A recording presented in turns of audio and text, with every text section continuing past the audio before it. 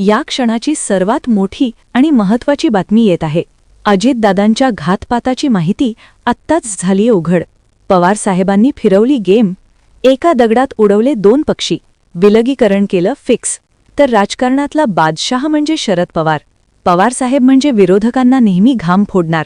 तर अशीच गेम पवार साहेबांनी केली असून पवार साहेबांनी तटकरे, प्रफुल्ल पटेल, छगन भुजबळ यांचा कसा करेक्ट कार्यक्रम केला आणि दोन्ही राष्ट्रवादी एकत्र येणं फिक्स झालं ते मी सांगणार आहे।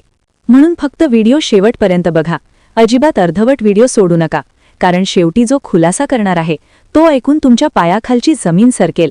तर सध्या अजित पवारांचे निधनानंतर दोन्ही राष्ट्रवादी एकत्र अशी संपूर्ण महाराष्ट्राची इच्छा आहे। पवार साहेबांची इच्छा आहे, शरद पवारांची इच्छा होती आणि बऱ्याच नेत्यांची इच्छा आहे, परंतु त्यामध्ये अडचण होत आहे। सुनील तटकरे, प्रफुल्ल पटेल, छगन भुजबळ आणि इतर काही नेते आहेत ज्यांना वाटत नाही की हे दोन्ही एकत्र यावेत, कारण की एकत्रच राहिले तर पूर्ण अधिकार पवार साहेबांकडे जाणार आणि मग यांना किंमत राहणार नाही। सध्या हे भाजपसोबत आहेत, भाजपसोबत असल्यामुळे यांच्याकडे सत्ता आहे, पावर आहे, अधिकार आहेत, केंद्रामध्ये आपलं वर्चस्व आहे। या सगळ्या गोष्टी न गमावण्याची भीती वाटू लागली आहे आणि त्यामुळे हे लोक अंतर्गत विरोध करत आहेत। पण शेवटी पवार साहेब गेम चेंजर आहेत, यांचा करेक्ट कार्यक्रम करणार आहेत। पवार साहेबांनी सध्या पार्थ पवार तसंच सुनेत्रा पवार हे पवार साहेबांचं कुटुंब आहे। पवार साहेब आता कुटुंबाला सोबत घेणार आणि या बाकीच्यांचा बरोबर करेक्ट कार्यक्रम करणार। एकेकाळी अजित पवार ज्याप्रमाणे राष्ट्रवादीतून वेगळे झाले त्याबद्दल पवार साहेबांना काही वाटलं नाही, कारण की अजित पवार म्हणजे पवार कुटुंबाचाच भाग आहेत। परंतु आता ही तिसरी व्यक्ती प्रफुल्ल पटेल झाले, सुनील तटकरे, छगन भुजबळ हे तिसरे लोक आता राष्ट्रवादीला ताब्यात घेण्याचा प्लॅन करत आहेत। तुम्हाला काय वाटतं, दोन्ही राष्ट्रवादी एकत्र झाल्या पाहिजेत का? वाटत असेल तर लगेच व्हिडिओला लाईक करा आणि एकच वादा, अजितदादांसाठी एक कमेंट नक्की करा। तर नुकताच पत्रकार परिषदेमध्ये शिवसेनेचे नेते रामदास कदम यांनी भयानक आरोप केला। ते म्हणाले की प्रफुल्ल पटेल यांना राष्ट्रवादी ताब्यात घ्यायची आहे, तसंच अजित पवारांचा घात सुद्धा यांनीच केला असा त्यांनी आरोप केला आहे। त्यामुळे आता संपूर्ण महाराष्ट्र यांच्या विरोधात उभं राहिला आहे। दोन्ही राष्ट्रवादी एकत्र आल्याच पाहिजेत, एकतर सुनेत्रा पवारांना सगळे अधिकार मिळाले पाहिजेत, तसंच राष्ट्रीय अध्यक्ष सुद्धा, जरी गट वेगळा असला तरी सुनेत्रा पवारच राहिल्या पाहिजेत। तसेच राज ठाकरे यांनी सुद्धा मागे ट्विट करून सांगितलं होतं की राष्ट्रवादी सारख्या रांगड्या पक्षाचा अध्यक्ष पाटील असावा किंवा मराठी माणूस असावा, पटेल बिटेल करू नये। त्याच्यामुळे प्रफुल्ल पटेल किंवा इतर जे नेते आहेत किती जरी ताकद लावली तरी पवार साहेब बरोबर फिल्डिंग लावून यांचा कार्यक्रम करणार। तसंच नुकतेच राष्ट्रवादीचे खासदार बजरंग सोनवणे यांनी आरोप केला की अजितदादांच्या विमानामध्ये कोणीतरी बॉम्ब ठेवलेला होता किंवा ठेवण्यात आला होता। तर अशा प्रकारचे वेगवेगळे आरोप होत आहेत आणि याच्या पाठीमागे 100% घात आहे असं संपूर्ण महाराष्ट्र संशयाच्या नजरेतून पाहत आहे। काही जण असंही म्हणतात की अजित पवारांना लपवण्यात आलं, त्यांच्या जीवाला धोका होता आणि तसं असू शकतं, कारण अजित पवार सत्ताधारी भाजपसोबत काम करत होते आणि त्यामुळे अंतर्गत काय काय घोटाळे असतील, कोणाकोणाची काय माहिती असेल हे अजित पवारांना माहिती झालं असावं आणि त्यामुळेच कोणीतरी घातपात केला का असा संशय निर्माण होत आहे। तुम्हाला काय वाटतं? या व्हिडिओवर लगेच कमेंट करून सांगा। सवाल उपस्थित केला जातोय बजरंग सोनवणे यांच्याकडून, हे तपासलं पाहिजे असं देखील ते म्हणालेत। अपघाताचे सगळे डिटेल्स समोर आले पाहिजेत, देवगिरी बंगला विमानतळावरील सगळे फुटेज तपासले पाहिजेत, देशातील उच्च तपास यंत्रणांनी हा तपास करावा अशी मागणी आता बजरंग सोनवणेंकडून करण्यात आली आहे।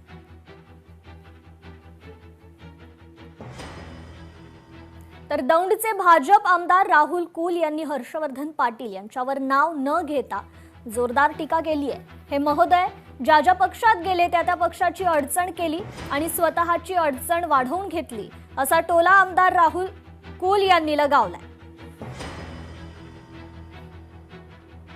भारतीय जनता पार्टीमध्ये आले, स्वतःही पडले, आमचं सरकार जाईल असं वाटत नव्हतं, यांच्या पायगुणाने ते सरकार पण गेलं।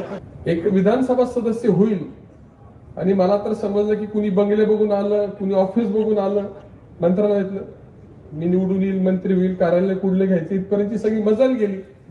परंतु तिथं सुद्धा तुतारी तुतारी करत गेले आणि त्याचं पुढं काय झालं हेही पडले आणि तुतारीची अडचण करून झाली। तर आता हे राष्ट्रवादी काँग्रेसमध्ये गेले, त्यामुळे मला त्यांच्यापेक्षा आता राष्ट्रवादी काँग्रेसची चिंता आहे।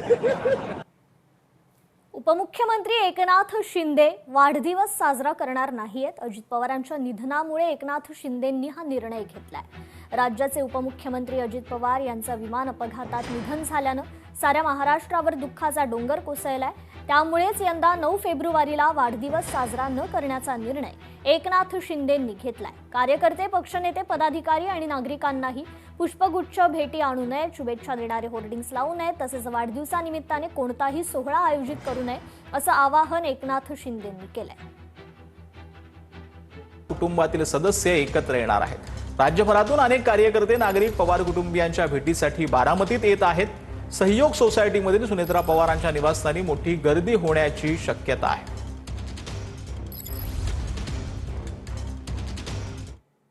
तर दादा गेल्यानंतर तटकरेंनी गलिच्छ राजकारण सुरू केलं असं रामदास कदम यांनी म्हटलंय। पवारांना शह देण्यासाठी तटकरेंनी गलिच्छ राजकारण सुरू केलं। दादांची राख विजली नव्हती, सुनेत्रा पवारांना शपथ घ्यायला लावली, शरद पवार ताबा घेतील असं तटकरेंना वाटलं असं रामदास कदम यांनी म्हटलं। अचानक काळानं आणि काळ आमच्या दादांनी घेऊन गेला, पण दादा गेल्यानंतर सुनील तटकरेंनी जे गलिच्छ राजकारण केलं शरद पवार साहेबांना शह देण्यासाठी, ते महाराष्ट्राला लाजिरवाणं आहे। अजितदादांची स्मशानामधली राख देखील विजली नव्हती, शांत झाली नव्हती। असं असताना वहिनींना मंत्रालयामध्ये घेऊन त्यांना शपथ घ्यायला लावला। त्यांना शपथ घ्यायला का 10 दिवस गेले असतं तर काय झालं असतं। पण हा माणूस किती चाणाक्ष आणि चालाक आहे बघा। त्यांना असं वाटलं की शरद पवार साहेब ताबा घेतील। विरोधक आरोप करतायत तटकरेंवरती की अजितदादांना तटकरेंनी संपवलं म्हणून। तथ्य असेल कदाचित, तटकरे काय करू शकतात। ज्या तटकरेला मी तिकीट द्यायला लावली, मी भांडलो भाजपसोबत, मी निवडून आणला, तर माझ्या मुलाला संपवण्याचा प्रयत्न करतो लगेच विधानसभेला, तर सुनील तटकरे काय करू शकतो। सुनील तटकरे हा भास्कर जाधवचा दुसरा भाव आहे असं म्हणेन। बातमी अजित पवारांच्या अपघाताबाबतची। अजित पवारांच्या खासगी सचिवाची सीआयडी कडून चौकशी होणार असल्याची माहिती सूत्रांनी दिली। 28 जानेवारीच्या अजितदादांच्या दौऱ्याची माहिती घेण्यासाठी चौकशी केली जाईल। दादांच्या प्रवासाचं नियोजन कसं आणि कुणी केलं याची विचारपूस केली जाईल। तर आताची आणखी एक महत्त्वाची घडामोड आहे। अजित पवार यांच्या विमान अपघातासंदर्भातली ही महत्त्वाची बातमी। अजित पवारांच्या खासगी सचिवांची चौकशी केली जाणार आहे। सीआयडी त्यांची चौकशी करणार आहे। अपडेट्स घेऊयात आमचे प्रतिनिधी अक्षय बडवे यांच्याकडून। अक्षय, काय अपडेट्स आहेत या प्रकरणात? सीआयडी चौकशी करणार आहे हे तर माहितीच होतं, मात्र आता आणखी काही महत्त्वाचे मुद्दे आहेत समोर येताना दिसत आहेत। 28 जानेवारी जो अपघात घडला त्या दिवशी आकस्मिक मृत्यू म्हणजेच ॲक्सिडेंट डेथची जी केस बारामती तालुका पोलीस ठाण्यात रजिस्टर आहे त्याचा तपास जो आहे तो सीआयडी कडनं सध्या सुरू आहे। आणि त्याच पार्श्वभूमीवर रुटीन तपासाचा हा भाग असल्यामुळे अजित पवारांच्या खाजगी सचिवांची जी चौकशी आहे ती सीआयडी अधिकाऱ्यांनी केलेली आहे। 27 जानेवारीला रात्री अजित पवारांनी या संदर्भातल्या काही गोष्टी त्यांच्याशी बोलल्या होत्या का? 28 तारखेला जो नियोजित दौरा होता त्याबाबत या दौऱ्याचं प्लॅनिंग कोणी केलं होतं? एअरक्राफ्ट जे आहे म्हणजे जे विमानाची स्थिती आहे त्याबद्दल काही बोलणी झाली होती का? तसंच ज्या 4 सभा बारामतीमध्ये आयोजित केल्या होत्या त्या संपूर्ण प्रवासाची आयटनरी जी आहे त्यासोबतच इतर काही महत्त्वाच्या गोष्टी ज्या आहेत त्या जे खाजगी सचिव जे त्यांचे दौरे प्लॅन करतात या सगळ्याची बाबतची विचारपूस जी आहे ती सीआयडी अधिकाऱ्यांनी काल जे अजित पवारांचे खाजगी सचिव आहेत यांच्याकडे केलेली आहे। हा तपासाचा भाग असल्यामुळे सीआयडी अधिकाऱ्यांनी थेट या खाजगी सचिवांना बोलवलं होतं आणि त्यानंतर या सगळ्या गोष्टींचा उलगडा जो आहे तो त्यांच्या नोंदीमध्ये केला गेलेला आहे। त्यामुळे 28 जानेवारीच्या दौऱ्यानिमित्ताने जी आयटनरी प्लॅन केली गेली होती त्याबाबतची माहिती जाणून घेण्यासाठी सीआयडी अधिकाऱ्यांकडनं ही विचारपूस आणि चौकशी केल्याची माहिती मिळते। ठीक, अक्षय, धन्यवाद या संपूर्ण माहितीसाठी। तर अजित पवार यांच्या खासगी सचिवांची आता सीआयडी चौकशी होणार आहे।